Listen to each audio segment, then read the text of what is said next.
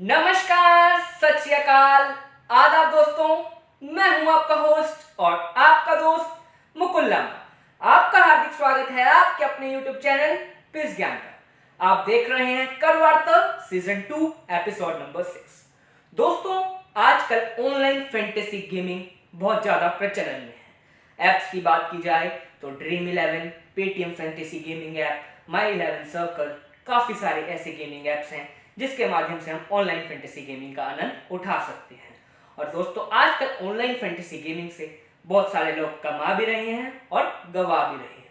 पर दोस्तों, जो लोग इस सोर्स से इनकम जनरेट कर रहे हैं उस पर किस प्रकार से टैक्स लगाया जाएगा, उसे आपकी आईटीआर में किस प्रकार से रिफ्लेक्ट किया जाएगा, कितना टीडीएस कटेगा, इन सब सवालों के लिए आज ये वीडियो हम आपके लिए लेकर आए हैं।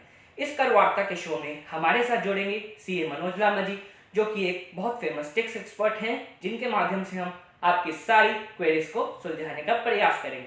दोस्तों, चलिए आज का ये शो शुरू करते हैं। नमस्कार सर, आपका विज्ञान पर हार्दिक स्वागत है। नमस्कार मुकुल। तो सर, जैसे कि आज का हमारा टॉपिक रहेगा कि taxation on online fantasy game, तो कुछ ऑडियंस के क्वेश्चन ही हम आज आपके साथ डिस्कस करेंगे और उनकी समस्याओं का निवारण करने का प्रयास करेंगे जी। तो सर, पहला क्वेश्चन मैं आपसे पूछना चाहूँगा कि ऑनलाइन फैंटेसी गेमिंग की विनिंग पर क्या टैक्स लगता है और इस इनकम पर इनकम टैक्स की किस धारा के अकॉर्डिंग टैक्स लगाया जाता है? देखिए, जहाँ तक ऑनलाइन फैंटेसी गेमिंग की बात है, इसका प्रचलन इस कोरोना काल में अचानक से काफ़ी बढ़ गया है। काफ़ी लोग इस फैंटेसी गेमिंग के प्लेटफॉर्म से जुड़ रहे हैं और काफ़ी लोगों में भ्रम है कि टैक्स क्या लगेगा। तो मैं आपके चैनल के माध्यम से ये बताना चाहूँगा कि फैंटेसी गेमिंग पर जो टैक्स लगता है वो इनकम टैक्स की धारा 56 में सब धारा 2 है, जो winning from lottery for any other sort game की बात करती है। उसके अनुसार इसकी इनकम फ्रॉम अदर सोर्सेज में टैक्सेबल होगी। तो पहला जो आपका भ्रम है कि ये किस हेड में टैक्सेबल होनी है, ये इनकम टैक्सेबल होनी है और इनकम फ्रॉम अदर सोर्सेज में टैक्सेबल होनी है। जहाँ तक टैक्स रेट की बात है तो सरकार दो तरह के टैक्स लगाती है, एक नॉर्मल रेट ऑफ टैक्स और एक स्पेशल रेट ऑफ टैक्स। तो फैंटेसी गेमिंग की अगर बात करें तो इस पर स्पेशल रेट से टैक्स लगेगा और ये स्पेशल रेट बताई गई है धारा 115 में, 115 में, जिसके अनुसार इस पर 30% टैक्स लगना है प्लस एप्लीकेबल सेस जो भी होगा उस पर एप्लीकेबल रहेगा। जी सर। तो सर, क्या ये जो इनकम है इस पर हमें कोई एक्सपेंस का बेनिफिट भी मिलेगा? नहीं, बिल्कुल नहीं। फैंटेसी गेमिंग पे जो भी इनकम आपने अर्न की है, ग्रॉस इनकम पर आपको स्पेशल रेट से टैक्स पे करना है। किसी प्रकार का कोई भी खर्चा जो आपने इस इनकम को कमाने के लिए किया है वो इनकम टैक्स अधिनियम के अनुसार अलाउएबल नहीं है। धन्यवाद सर। सर, अगला सवाल मेरा है कि क्या सर इस विनिंग की इनकम कंप्यूट करते समय हम चैप्टर 6A की 80C से 80U की डिडक्शन क्लेम कर सकते हैं?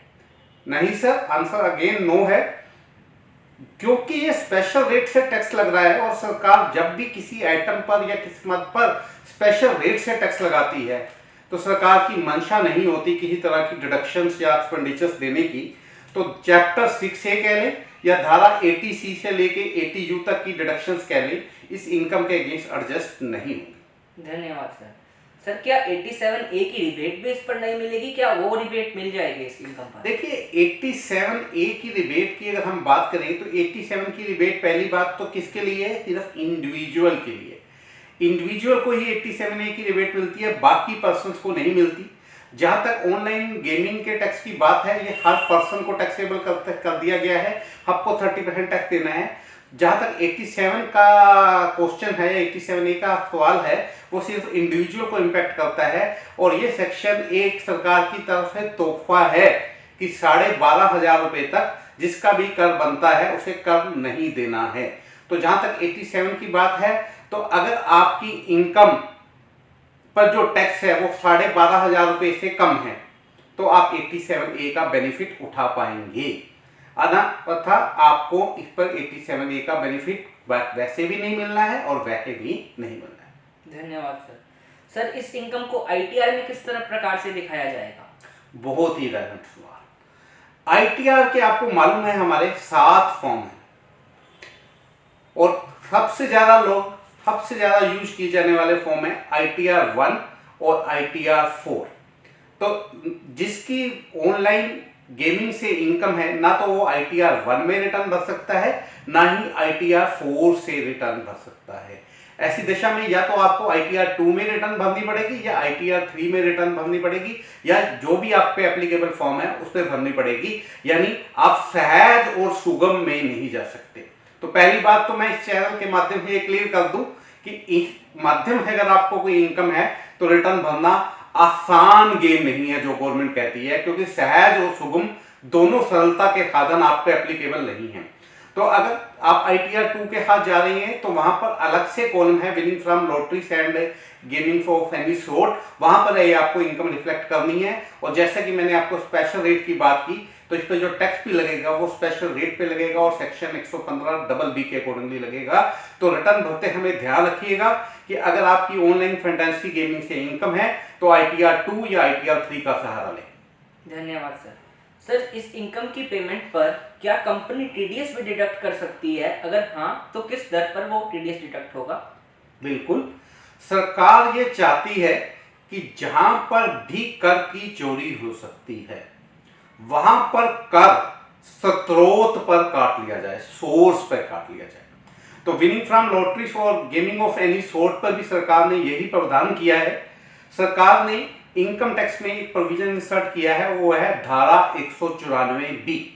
धारा 194B में ये कहा गया है कि आपकी विनिंग फ्रॉम लॉटरीज है, क्विज गेम से कोई इनकम है, या गेमिंग ऑफ एनी सॉर्ट से कोई इनकम है, तो उस पर TDS एप्लीकेबल रहेगा और उसकी दर होगी 30%। यानी मैक्सिमम मार्जिनल रेट जो हमारी इनकम टैक्स की है 30% की, उसी पर इस पे TDS की डिडक्शन हो जाएगी, क्योंकि सरकार कर एकत्रित करने का कोई मौका इस पे चूकना नहीं चाहती। So sir, this income also involves a heavy rate of taxation. Yeah. Sir, TDS किस समय काटा जाएगा पर ये? देखिए, जनरली इनकम टैक्स के प्रावधानों में ये प्रावधान होता है कि at the time of payment और at the time of credit whichever is earlier TDS की डिडक्शन करनी होती है। लेकिन धारा 194B में ऐसा नहीं है। यहाँ क्रेडिट की कोई बात नहीं की गई, यहाँ पर टैक्स की डिडक्शन होनी है at the time of payment of amount to the account of beneficiary. जब भी पेमेंट करेगी कंपनी ऐसी ऑनलाइन गेमिंग फैंटेसी वाली जिसने विनिंग अमाउंट है, तो पेमेंट के टाइम पर ये TDS की डिडक्शन होनी है। सर, किस अमाउंट तक TDS काटा जाएगा, और अगर वो अमाउंट सर पेमेंट नीचे की है तो क्या उस पर भी TDS काटा जाएगा? अगर नहीं तो उसका क्या सोल्यूशन है और किस प्रकार से कर भरा जाएगा? देखिए सर, जहां तक टैक्स डिडक्शन की बात है, जैसे मैंने कहा पेमेंट पे काटा जाएगा और हर सेक्शन के अंदर एक सीलिंग लिमिट है। उसी तरह से TDS की धारा 194B में भी विनिंग फ्रॉम लॉटरीज के ऊपर भी सीलिंग दी गई है। ये सीलिंग है 10,000 पर ईयर, पर फाइनेंशियल ईयर। अगर आपकी विनिंग फ्रॉम लॉटरीज का अमाउंट या ऑनलाइन गेमिंग से जो आपको इनकम हुई है वो 10,000 से ज्यादा नहीं है, तो आपकी इनकम पर किसी प्रकार की कोई TDS की डिडक्शन नहीं होगी। परंतु अगर अमाउंट 10,000 से ज्यादा, सपोज आपकी जो विनिंग फ्रॉम गेमिंग से इनकम है वो 11,000 रुपए की है, तो ऐसी दशा में पूर्णतः 30% की रेट लगेगी। वो सिर्फ एक्सेस के 1,000 रुपए नहीं लगेगी, टोटल 11,000 रुपए लगेगी। टोटल 11,000 रुपए में लगेगी, ये आपको ध्यान देना होगा। जी सर, धन्यवाद सर। यही थे आज के सवाल। तो मैं व्यूअर्स उम्मीद करता हूं कि आपके सवाल हमने लांबा जी के थ्रू सही ढंग से सॉल्व करने का प्रयास किया और आपको इससे लाभ जरूर मिला होगा। दोस्तों, हम जल्द ही एक घंटे का स्पेशल सेशन लाएंगे जिसमें हम फैंटेसी गेमिंग के टैक्सेशन को पूरी डिटेल में डिस्कस करेंगे। तो उस सेशन में आप हमारे साथ जुड़ सकते हैं। नीचे दिए गए डिस्क्रिप्शन में गूगल फॉर्म के साथ हमारे साथ कनेक्ट कीजिए और उसकी सारी डिटेल्स आप तक पहुंचा दी जाएंगी। दोस्तों, यही था आज का सेशन। उम्मीद करता हूँ आपको पसंद आया होगा। इसी तरह के अन्य सेशंस के लिए बिजगैन यूट्यूब चैनल के साथ बने रहिएगा। तब तक के लिए stay tuned with us. Thank you sir for this today's show with us. नमस्कार। Thank you guys. Hope you enjoy this show. Jai Hind. Vande Mataram. Bye bye.